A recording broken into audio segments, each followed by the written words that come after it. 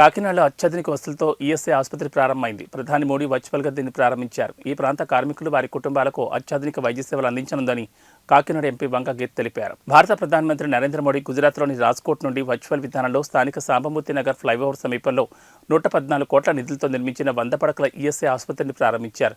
ఈ సందర్భంగా ఆసుపత్రి ప్రాంగణంలో ఏర్పాటు చేసిన ప్రారంభోత్సవ వేడుకలకు Kakinada MP Vanga Geetha, MLC Karri Padmasri, Kakinada city MLA Dwarampudi Chandrasekhar Reddy, Kakinada rural MLA Kurasala Kannababu, KUDA chairperson Ragireddy Chandrakaladeepthi, joint collector CV Praveen Aditya, BJP రాష్ట్ర కార్యదర్శి కె కాశీ విశ్వనాథరాజు, జిల్లా అధ్యక్షుడు చిలుకూరు రామ్కుమార్ అతిథులుగా హాజరై ప్రధానమంత్రి ప్రసంగ ప్రత్యక్ష ప్రసారాన్ని తిలకించారు.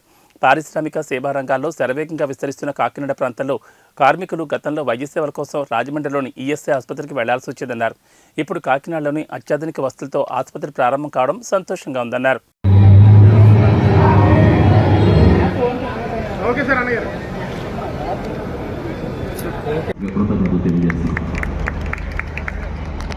దీన్ని మంజూరు చేసి ఇక్కడ ఇచ్చిన కేంద్ర ప్రభుత్వం ప్రధానంగా మన ప్రధానమంత్రి గారు నరేంద్ర మోడీ గారికి, ఇంకా సంబంధిత మంత్రిత్వ శాఖల మంత్రులకి, గౌరవ ముఖ్యమంత్రి శ్రీ వైఎస్ జగన్మోహన్ రెడ్డి గారికి మనందరి తరఫున కృతజ్ఞతలు తెలియజేస్తున్నాం. ఈ ప్రాంతం చాలా శరవేగంగా ఎదుగుతున్న ప్రాంతం. పారిశ్రామికంగా పోర్ట్లు వస్తున్నాయి, రకరకాల ఇండస్ట్రీస్ వస్తున్నాయి. ఈ క్యారిడర్కి ముందుగానే ఇంత పెద్ద ఈఎస్ఐ ఆసుపత్రి రావడం అనేది ఒక రకంగా ఇది ముందు చూపు కింద లెక్క. సుమారు 1,50,000 ఎస్ఎఫ్టీతో పెట్టారని ఇప్పుడే మేడం చెప్పారు. అదే కాకుండా మన రాష్ట్రంలో ఈఎస్ఐ నిర్వహణ చేయడానికి ఒప్పుకున్న ఆసుపత్రి కూడా ఇదే. So it's a great venture అని నేను భావిస్తున్నాను. దీన్ని ఇక్కడ ఇంత మంచి ఆసుపత్రి ఉంది, ఇంచుమించు 4 ఆపరేషన్ థియేటర్స్ ఉన్నాయని చెప్తున్నారు. చాలా ఎక్సలెంట్ డాక్టర్స్ కానీ వీళ్ళంతా నియమితులు అవుతున్నారని చెప్పారు. భవిష్యత్తులో దీన్ని పరిపూర్ణంగా మనం వినియోగించుకునే విధంగా అందరూ కూడా దీనికి తోడ్పాటుగా నిలబడాలని కోరుకుంటూ ఉన్నాం. తీసుకుని వారి విషయాన్ని నా దృష్టికి తీసుకొచ్చారు. వీరభద్రారెడ్డి గారు కూడా మీ అందరికీ కూడా ఎప్పుడూ అండదండగా ఉండే వ్యక్తి, మీ సోదరుడిగా, మీ కుటుంబ సభ్యుడిగా మీతో కలిసి వెళ్సే వ్యక్తి. కార్మికులు అందరి కోసం, కోర్టు కార్మికులు కావచ్చు, ఎవరైనా కావచ్చు, ఆ సమస్యని నా దృష్టికి తీసుకొచ్చారు. మొట్టమొదటిగా తీసుకొచ్చిన ఈ సమస్య వెంటనే చంద్రశేఖర్ రెడ్డి గారితో నేను డిస్కస్ చేయడం జరిగింది. ఇలా ఉంది సమస్య. వెంటనే నేను రాష్ట్ర ప్రభుత్వానికి, లేబర్ మినిస్టర్ గారికి, కమిషనర్కి అందరికీ చెప్పడం జరిగింది. ఏంటి అంటే పర్మిషన్ ఇవ్వాలి, కాకినాడకి అక్కడికి వెళ్లకుండా ఈ కాకినాడ ప్రాంతంలోనే ప్రైవేట్ హాస్పిటల్స్లో వైద్యం చేసుకోవడానికి మీకు పర్మిషన్ ఇవ్వండి. ఇక్కడ డిస్పెన్సరీ డాక్టర్ గారికి ఒకరికి ఎంట్రెస్ట్ చేసి వాళ్ళకి పవర్స్ ఇవ్వండి, ఇక్కడ వాళ్ళు ఇక్కడే చేసుకునేలాగానే దాని మీద మొదలయ్యి ఇక్కడికి వచ్చి చూసేటప్పటికి ఎమ్మెల్యే గారు చెప్పిన పరిస్థితి, పాడుపడిన బిల్డింగ్స్, రకరకాల కార్యకలాపాలతో ఉండి పూర్తిగా నీటితో నిండిపోయి చాలా ఇబ్బందిగా ఉన్న పరిస్థితి. నిజంగా కూడా నాకు ఇంతకు ముందు ఎంపీగా చేసినా ఎలా చేయాలి, దీన్ని ఎలా తీసుకువెళ్ళాలి అని అనుకున్నప్పుడు మా కాశీ విశ్వనాథరాజు గారు చెప్పినట్టుగా ఇది ప్రపోజల్ అయితే అక్కడికి వెళ్ళింది. నేను గాంగ్వార్ గారిని వెళ్ళి కలిశాను. 22 లక్షల మందికి ఈ ఉపయోగం ఉంటుందని చెప్పి మేడం గారు చెప్పడం దగ్గర నుంచి మేడం గారు ఎప్పుడు కనిపించని మాట్లాడేవాళ్ళు. మేడం గారు ఎంత వచ్చింది మన ఈఎస్ఐ హాస్పిటల్ నుంచి ఎప్పుడు కనిపించి అదే నేను మాట్లాడేవాడిని.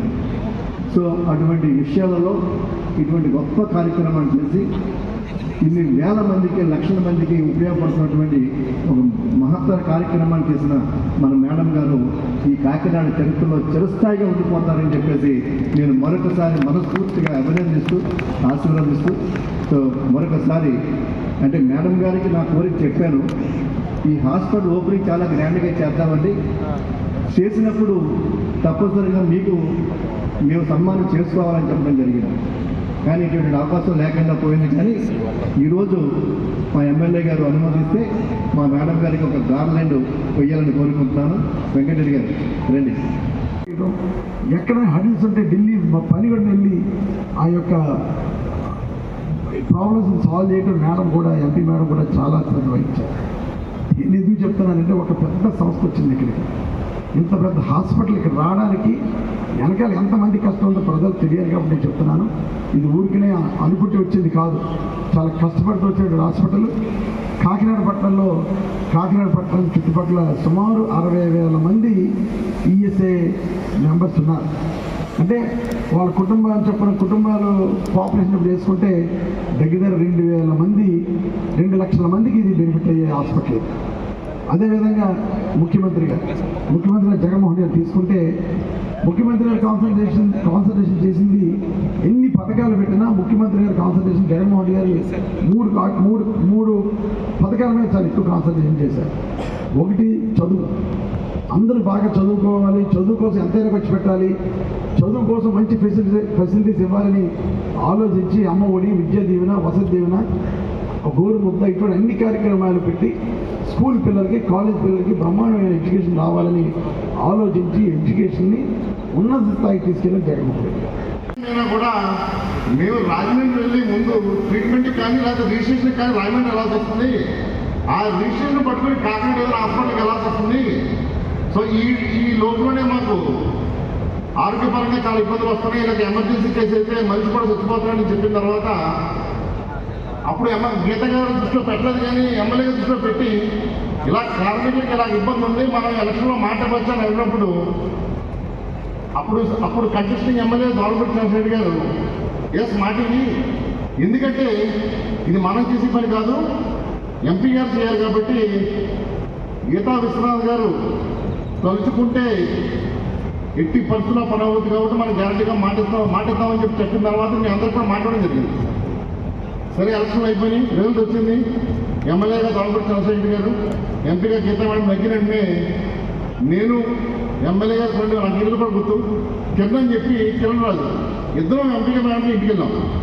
కన్నడ చెప్తామని చెప్పి వెళ్ళి చెప్పిన తర్వాత మేడం ఇలా ఆల్రెడీ ఎలక్షన్లో మాటిచ్చాం మేడం, ఇక్కడ ఈఎస్ఐ హాస్పిటల్ పాత ఉండేది, ఇది ఆల్రెడీ ఖండం అయిపోయి చాలా దారుణమైన పరిస్థితుల్లో ఉందని చెప్పి అక్కడ హాస్పిటల్ మనం ఎలక్షన్లో మాటిచ్చాం మేడం, హాస్పిటల్ రావాలి అని చెప్పాం. అంతే, మీరు చేసిందల్లా అంతే. అక్కడి నుంచి మేడం గారు దాన్ని పట్టుకుని ఈరోజు ఇంత పెద్ద బిల్డింగ్ వచ్చిందంటే అసలు మేడం పడ్డ తపన కానీ కృషి కానీ మనం ఎత్తిపోతులని మర్చిపోకూడదు.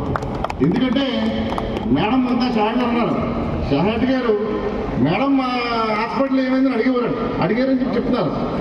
తిరిగి మేడం మాకు కనపడినప్పుడల్లా